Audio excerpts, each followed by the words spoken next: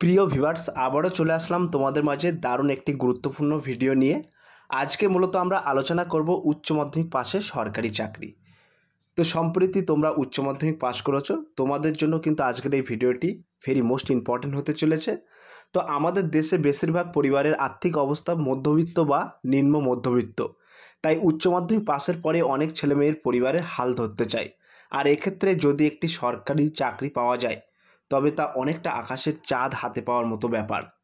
এবং এছাড়াও অনেকেই আছে যারা আর্থিক কারণে বা অন্যান্য কারণে উচ্চ মাধ্যমিকের পর পড়াশুনো এগিয়ে নিয়ে যেতে পারেনি।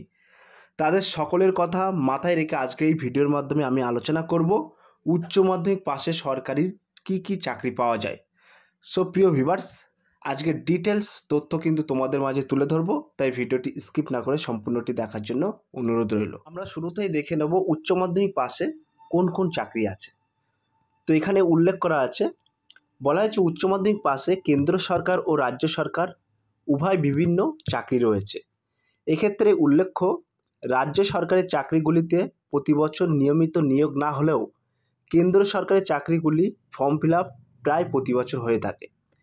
তাই সঠিক পদক্ষেপ এবং প্রস্তুতির মাধ্যমে আপনারা চাইলে সরকারি চাকরি পেতে পারেন।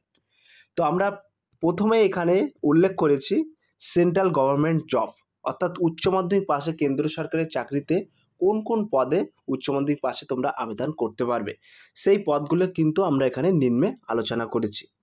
তো এখানে 1 নম্বরে উল্লেখ করা আছে ন্যাশনাল ডিফেন্স এজেন্সি, অর্থাৎ যেটা এনডিএ। এটি কিন্তু একটি অত্যন্ত সম্মানজনক চাকরি।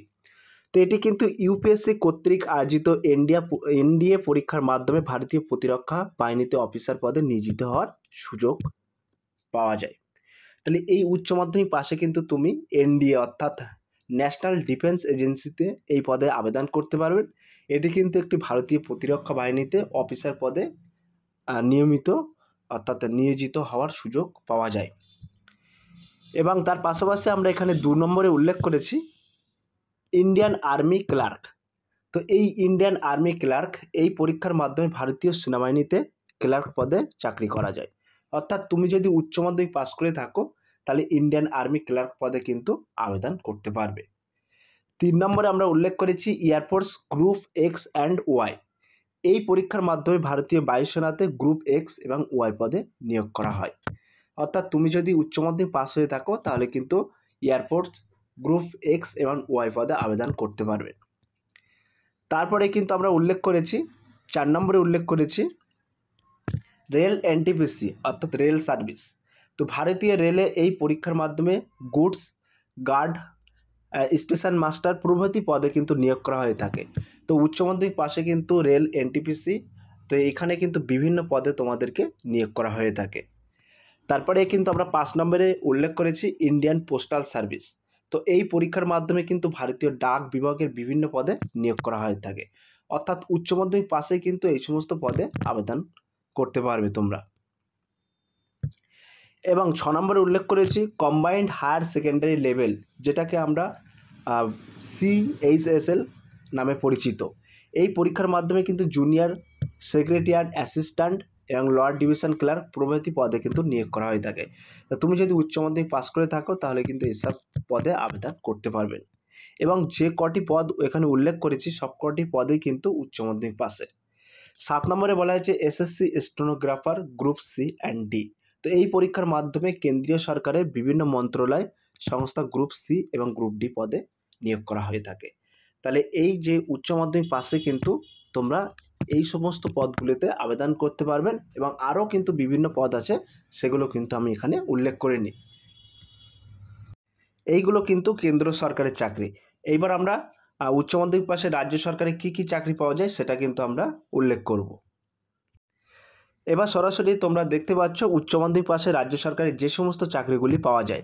তো এখানে তোমাদেরকে শুরুতেই বলে রাখি 1 নম্বরে বলা হয়েছে ওয়েস্ট বেঙ্গল কনস্টেবল। তো এক সংক্ষেপে WBP বলা হয় একে। তো এক্ষেত্রে পশ্চিমবঙ্গ পুলিশ কনস্টেবল পদে নিয়োগ হয়ে থাকে। তো এখন প্রধানত Paschimbanga West Bengal police constable পদে কিন্তু মাধ্যমিক পাশে তুমি আবেদন করতে পারবে। এবং 2 নম্বরে বলা আছে কলকাতা পুলিশ কনস্টেবল, একে সংক্ষেপে কেপি বলে। এক্ষেত্রে কলকাতা পুলিশ কনস্টেবল পদেও কিন্তু নিয়োগ হতে পারবে, অর্থাৎ তুমি যদি উচ্চ মাধ্যমিক পাস করে থাকো তাহলে কিন্তু এখানে নিয়োগ তুমি আবেদন করতে পারবেন। তার পাশাপাশি এখন কিন্তু কনস্টেবলগুলোতে মাধ্যমিক পাস থেকে আবেদন করতে পারবে। তো মাধ্যমিক পাশেও আমি একটা ভিডিও আনবো। তো এখানে তোমরা দেখতে পাচ্ছ 3 নম্বরে উল্লেখ করা আছে পিএসসি, অর্থাৎ public service commission food supply inspector. এক্ষেত্রে ফুড ডিপার্টমেন্টের সাব ইন্সপেক্টর পদে নিয়োগ করা হয়ে থাকে। তো উচ্চ মাধ্যমিক পদে কিন্তু তুমি পিএসসি ফুড সাব ইন্সপেক্টর পদে আবেদন করতে পারবেন। এবং 4 নম্বরে উল্লেখ করেছি পিএসসি ক্লার্কশিপ। তো এক্ষেত্রে ক্লার্ক পদে নিয়োগ করা হয়ে থাকে।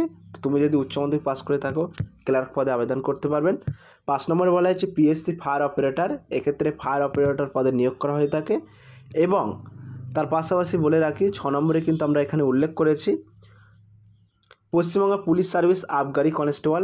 এই পরীক্ষার মাধ্যমে পশ্চিমবঙ্গ পুলিশ সার্ভিস আবগারি কনস্টেবল পদে কিন্তু নিয়োগ হয়ে থাকে।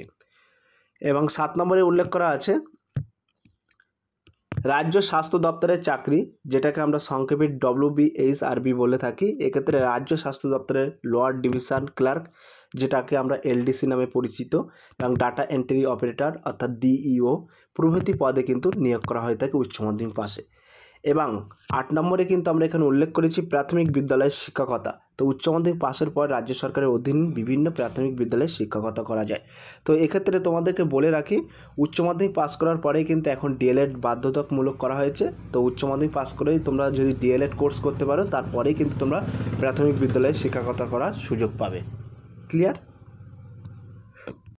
তো তার পাশাপাশি কিন্তু আমরা এখানে একটি ওয়েবসাইটও রেখেছি, দেখতে পাচ্ছ রাজ্য পাবলিক সার্ভিস কমিশন ওয়েবসাইট। তো এই ওয়েবসাইটে গিয়ে কিন্তু তোমরা খুঁটিনাটি বিস্তারিত তথ্য জানতে পারবে। তো এখানে কেন্দ্র সরকার এবং রাজ্য সরকার উচ্চ মাধ্যমিক পাশে তোমরা কোন কোন পদে চাকরি পাবে এবং পেতে পারবে এবং আবেদন করতে পারবে, অ্যাপ্লাই করতে পারবে, সেই সমস্ত পদগুলো কিন্তু আমি আলোচনা করলাম। এবং উপরোক্ত চাকরিগুলোর মধ্যে আপনার পছন্দ অনুযায়ী চাকরি বেছে নিয়ে সেটির নিয়োগ প্রক্রিয়া, সিলেবাস, চাকরিটি আপনার জন্য উপযুক্ত কিনা ইত্যাদি বিষয়গুলো সম্পর্কে দিয়ে সেই চাকরির জন্য প্রস্তুতি নিতে শুরু করেন। তো আজকে কিন্তু আলোচনা করলাম উচ্চ মাধ্যমিক পাশে তুমি কোন কোন পদে আবেদন করতে পারবে। সো প্রিয় ভিউয়ার্স, এই ছিল আজকের ভেরি মোস্ট ইম্পর্ট্যান্ট ভিডিও। যদি ভিডিওটি ভালো লেগে থাকে প্লিজ লাইক, কমেন্ট এবং শেয়ার করে দিন বন্ধুদের মাঝে। ফিরে আসছি আগামী দিনে তোমাদের জন্য very most important topic video নিয়ে।